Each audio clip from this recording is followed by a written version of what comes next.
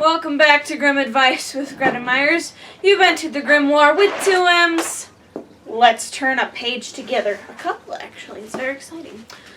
Alright. As I proceed to die. Without further ado, the Gnome.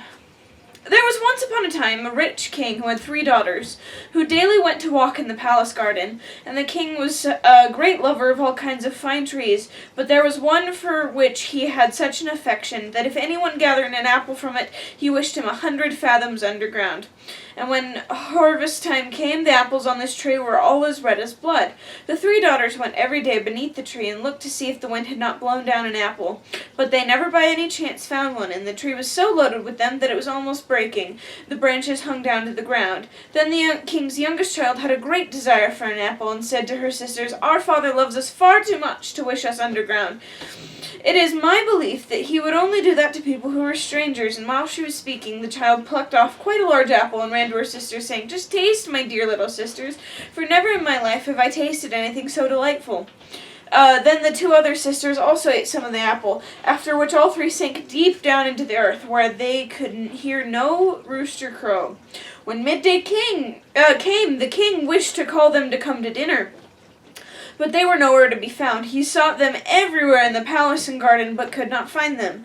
Then he was much troubled, and made known to the whole land that whoever brought his daughters back again should have one of them to wed. Hereupon so many young men went about the country in search, that there was no counting them, for everyone loved the 3 children, because they were so kind to all and so fair of face. 3 young hunters also went out, and when they had travelled about for 8 days, they arrived at a great castle, in which there were beautiful apartments, and in one room a table was laid, on which were delicate dishes, which were still so warm that they were smoking. And in the whole of the castle no human being was either to be seen or heard.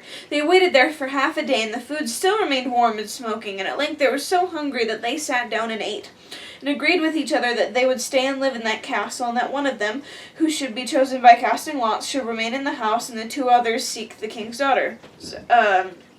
They cast lots, and the lot fell on the eldest, so next day the 2 younger went out to seek, and the eldest had to stay home. At midday came a small mannikin, and begged for a piece of bread. And then the hunter took the bread, which he had found there, and cut a round off the loaf, was about to give it to him, but while he was giving it to the mannikin, the latter let it fall, and asked the hunter to be so good to give him that piece again. The hunter was about to do so, and stooped, on which the mannikin took a stick, seized him by the hair, and gave him a good beating. Next day the second stayed home, and he fared no better. When the 2 others returned in the evening, the eldest said, "Well, how have you got on?" "Oh, very badly," said he, and then they lamented their misfortune together. But they said nothing about it to the youngest, for they did not like him at all, and always called him Stupid Hans, because he did not exactly belong to the forest. On the 3rd day the youngest stayed home, and again the little mannikin came and begged for a piece of bread. When the youth gave it to him, he let it fall as before, and asked him to be so good as to give him that piece again. Then said Hans to the little mannikin, "What, can you not pick up that piece yourself? If you will not take as much trouble as that for your daily bread, you do not deserve to have it."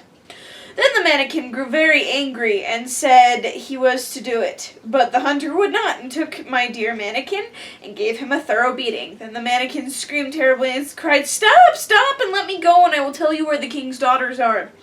When Hans heard that, he let off beating him, and the mannikin told him that he was a gnome, and that there were more than 1,000 like him, that if he would go with him, he would show him where the king's daughters were. Then he showed him a deep well, but there was no water in it. Then the little man said that he knew well that the companions Hans had with him did not intend to deal honorably with him. Therefore, if he wished to deliver the king's children, he must do it alone. The 2 other brothers would also be very glad to recover the king's daughters, but they did not want to have any trouble or danger. Hans was therefore to take a large basket, and he must seat himself in it with his knife and a bell, and be let down. Below there were 3 rooms, in each of them was a princess, with a many-headed dragon, whose heads was to comb and trim, but he must cut them off. And having said all this, the mannikin vanished. When it was evening, the two brothers came and asked how he had gone on, and he said, "Pretty well so far," and that he had seen no one except at midday when a little mannequin had come and begged for a piece of bread. Then he had given some to him, but that the mannequin had let it fall and had asked him to pick it up again. But as he did not choose to do that, the little man had begun to lose his temper, and that he had done what he ought not, and had given the mannequin a beating, after which he had told him where the king's daughters were. Then the two were so angry that they grew green and yellow. Next morning they went to the well together and drew lots who should first seat himself in the basket. And again the lot fell on the eldest, and he was to seat himself in it and take the bell with him. Then he said, "If I ring, you must draw me up again immediately." When he had gone down for a short distance, he rang, and they at once drew him up again. Then the second seated himself in the basket, but he did just the same as the first. And then it was the turn of the youngest, but he let himself be lowered down quite to the bottom. When he had got out of the basket, he took his knife and went and stood outside the first door and listened, and heard the dragons snoring quite loudly. He opened the door slowly, and one of the princesses was sitting there, and had 9 dragons' heads lying upon her lap, and was combing them. Then he took his knife and hewed at them, and the 9 fell off. The princess sprang up, threw her arms around his neck, embraced and kissed him repeatedly, and took her stomacher, which was made of pure gold, and hung it round his neck. Then he went to the second princess, who had a dragon with 5 heads to comb, and delivered her also, and to the youngest, who had a dragon with 4 heads, he went likewise. And they all rejoiced and embraced him, and kissed him without stopping. Then he rang very loudly, so that those above heard him, and he placed the princesses one after another in the basket, and had them all drawn up. But when it came to his own turn, he remembered the words of the mannequin, who had told him that his comrades did not mean well by him. So he took a great stone which was lying there, and placed it in the basket, and when it was about halfway up, his false brothers above cut the rope, so that the basket with the stone fell to the ground, and they thought that he was dead, and ran away with the 3 princesses, making them promise to tell their father that it was they who had delivered him. And then they went to the king, and each demanded a princess in marriage. In the meantime, the youngest hunter was wandering about the 3 chambers in great trouble, fully expecting to have to end his days there, when he saw hanging on the wall a flute. And then said he, "Why do you hang there? No one can be merry here." He looked at the dragons' heads likewise, and said, "You too cannot help me now." He walked backwards and forwards for such a long time that he made the surface of the ground quite smooth. But at last other thoughts came to his mind, and he took the flute from the wall, and he played a few notes on it, and suddenly a number of gnomes appeared, and with every note that he sounded one more came. Then he played until the room was entirely filled. They all asked what he desired, so he said he wished to get above ground back to daylight, on which they seized him by every hair that grew on his head, and thus they flew with him on to the earth again. When he was above ground, he at once went to the king's palace, just as the wedding of one princess was about to be celebrated. He went to the room where the king and his 3 daughters were. When the princesses saw him, they fainted. This the king was angry, and ordered him to be put in prison at once, because he thought that he must have done some injury to the children. When the princesses came to themselves, however, they entreated the king to set him free again. The king asked why, and they said that they were not allowed to tell that, but their father said that they were to tell it to the stove. And he went out and listened at the door and heard everything. Then he sentenced the 2 brothers to be hanged on the gallows, and to the 3rd he gave his youngest daughter. And on that occasion I wore a pair of glass shoes, and I struck them against a stone, and they said clink and were broken. First off, I love the little end bits where they had put themselves at the scene of this story. I just appreciate that. Second off, what does it mean? Okay, first off, I said mannequin. I don't know if I'm pronouncing that right. This has come up a couple of times. It's manikin. Not like mannequin, like the mannequin memes. No, not like those. Or the store mannequins, same mannequins. No, not like those. I believe it's just a general term for a short person.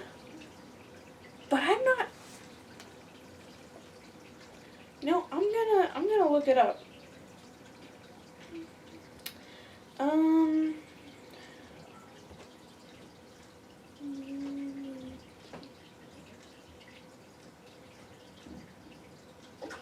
A person who is very small, especially one not otherwise abnormal or deformed. So it's literally just a term for a short person. Okay, but then it says, what does it say? And they hated him. And because he did not exactly belong to the forest. What does that mean? I don't know. But interesting the way they put that. Okay, what do we have to say? First off, if you find a magic instrument in the middle of a dungeon, just saying, but like 9 times out of 10, it'll be good for you to play it.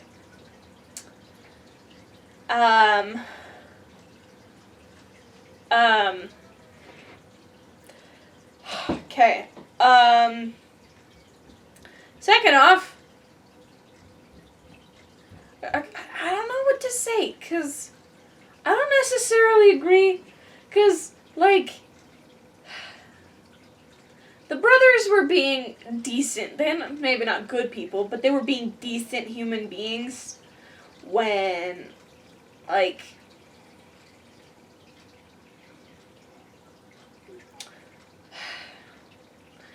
he lets it fall and he's like, can I have that piece back, please? So they go to pick it up, and then he's like, ha-ha! Beat. I will beat you, child. But then the last one is like, no, I'm not going to pick it up for you. And, like, proceeds to beat the small person.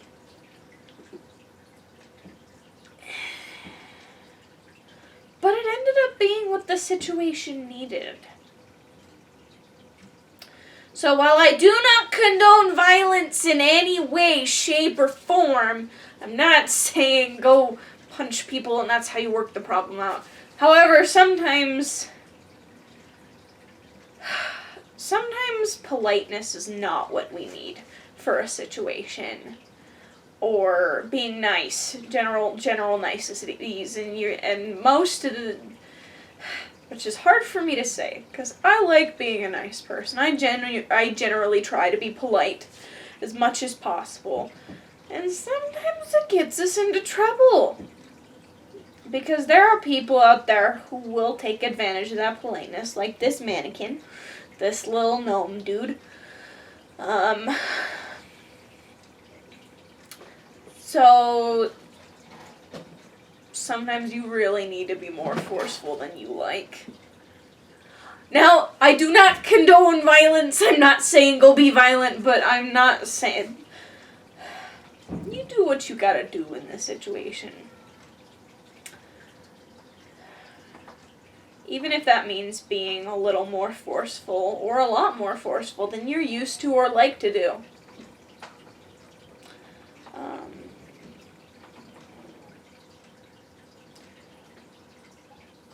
I don't know how much you can trust someone's words after being beaten, but I guess you could here. And sometimes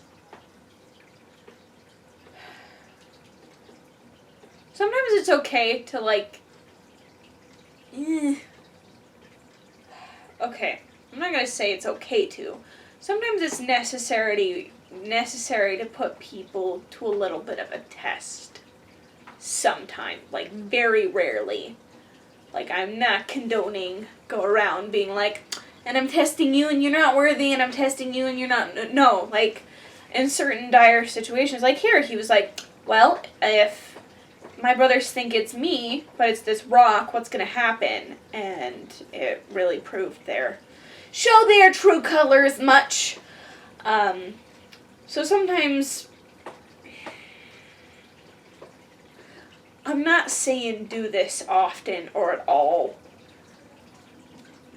but are there situations when you need to say, okay, where are we at? Like, I don't know. But that is what popped in my head, is that sometimes, yeah, I don't know. That's a hard situation to be in, for sure. I don't have anything else to say. I don't think I do. Oh, don't eat apples from trees. Has that ever gone well for anybody? Really? Ever? eating apples ever? Has that ever gone well for anybody? I cannot think of one time in any sort of story, whether, we have the obvious biblical answer, or any fairy tale ever. Apples are just bad news. Don't eat apples. That's obviously the biggest message we can get from this. Alright. But also, okay. Because the daughters were like, well, he put this curse on this tree for strangers, right? And while they should have taken that as, no, this curse is for everybody, just in case.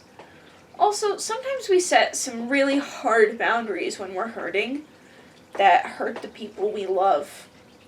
So, be careful the walls that you put up, because they can be really hard to take down, and sometimes you might lose your daughters to a bunch of gnomes in the middle of the forest, but, you know. Alright, my gremlins, thank you for joining us for another Happily Ever After, or not so Happily Ever After. That's up for you to decide. What you decide is valid, because you're valid. You are. Either way, this is the end for this episode, so tune in later, and we can learn more and turn new pages together.